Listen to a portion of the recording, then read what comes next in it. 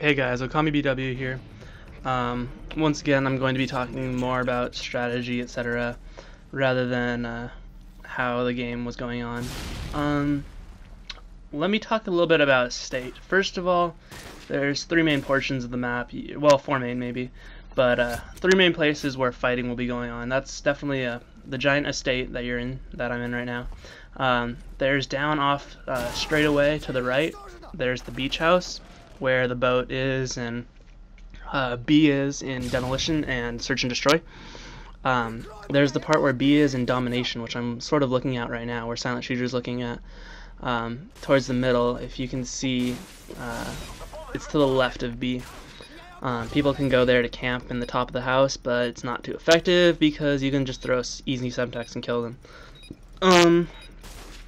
The fourth place that anything might ever happen is really between the greenhouse and the bottom of the hill. Unless you're playing something like Capture the Flag on this map, you're not going to have too much fighting down there. Or maybe Domination, where you're trying to capture C. But in something like Demolition, all the fighting is going to be at the top of the hill for the most part. We actually don't even care about B, because it's not particularly a good defensive position. If you have all four of your people inside A, it's really hard to take. On the other hand, if you have B left and they destroyed A, then you're going to have a tougher time, because they can come from behind you, they can come from the side, they can come from the front. So it's a little bit easier to cover this. I get killed here, and I waited. I watched the kill cam for a second, because my Claymore was there, and if you put a Claymore down and you die, then your Claymore disappears. If you stay there in kill cam mode, etc., then your Claymore stays there for a little bit of time. So basically, I was just seeing if the Claymore would kill him or not, and Silent said he got him. But let's see. Once the bomb is planted, you really need to make sure that you kill everybody else first. If you don't do that, it's really difficult to capture or to defuse the bomb. The only way that you can possibly defuse it is with a smoke grenade and your teammates covering you, kind of like what I'm doing right now. I'm not sure why my Claymore didn't kill him right there. I'm guessing he must have gone straight away and ignored the guy with the bomb. But sometimes a Claymore will do the trick, definitely. This can be a good spot to cover people when they're going to try to plant, like you'll see in a second. People still try to plant in, and I get easy kills on them. The only problem is if you go out to the right, this way, where I'm going, people can come up and sneak in behind you. That was a inefficient knife on my part. I guess I thought I had Commando Pro on or something. I use Ninja Pro for two reasons. Basically the ones that they state, which are to avoid being on heartbeat sensors and to avoid people hearing your steps as well. Even if people have Sitrep Pro on, which is supposed to make your steps louder, Ninja Pro will win in that situation. Basically, what Ninja Pro does is it decreases the volume of your steps by a modifier of ×4, and Sitrep increases the volume of their steps, people's steps around you, by a modifier ×4. However, for some reason, I don't know why, but Ninja Pro wins. Anyways, I generally just chill here by the front, because that's one of the main ways that they come in. I don't know, for some reason they don't think to be tactical and go behind or go underneath the house or whatever, come up through the kitchen, but I'm not sure. I put a Claymore down somewhere. Maybe I don't, but that's what I should have done.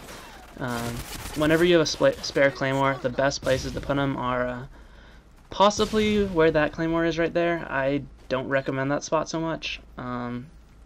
I recommend the spot to the right where I placed it at the beginning of the game. You can go back and see that if you like, because people generally don't see it for some reason. They just walk in and stop right there at the top of the stairs thinking that people might be there, and they get killed by the Claymore. One of the best things you can do if you want to cover that place as much as you possibly can is put a Claymore up at the top of the stairs facing outwards where they would come in, and where they won't see it, obviously, where they won't see the red lines. But then go one-man army, switch the classes, and put down a C4 where they would see it, because people aren't going to be looking for C4s. They'll just be looking for Claymores. And so they might see the Claymore all of a sudden, step back, try to hide from it, and they get killed by the C4. I get kills quite often by this. It's definitely a good idea. Anyways, a few different ways that people can come in through the house. They can come in through the windows where I'm looking right there. They can come in through that side right there where I'm looking. They can come in through the entrance, obviously. And they can come in from the kitchen. And as long as you have 2 Claymores by a couple of these spots, and you cover the third one, then they only really have one place that they can come in. And this is just a single person defending. It's definitely a good option to do something like this. On the other hand, now that we're going to be on offense in a second, there's going to be a little bit of strategy involved in this. The main thing you're trying to do in Demolition in a state is try to plant at A first. So I switched to my running class because we're on offense, and not only does my running class have Marathon and Lightweight Pro, but it's got the tactical insertion, which I put down right at the top always, because people don't look here. They don't look behind the wall, and some walls are thin enough where the tactical insertion you can see it from the other side, but this wall you can't. I'm not sure why, it's just thick enough, I guess. I go out this way instead of straight through the greenhouse because I don't want people to hear me right away. They plant B, which is, it's an okay option really. Not the best option, but perhaps it gets people not to look at you when you're trying to plant A. Hopefully, the hope is that you plant B, they all run to B, you plant A, and then you defend A. That'd be the best option, because as I said earlier, you want to have A, not B. You can really just let B go. The only reason why you might want to defend B at all is because you can get some time off the clock. If they plant B right away, then they'll have about 4 minutes and 30 seconds to go and defuse it. But on the other hand, if you can let the clock run down for a bit, then you can hold.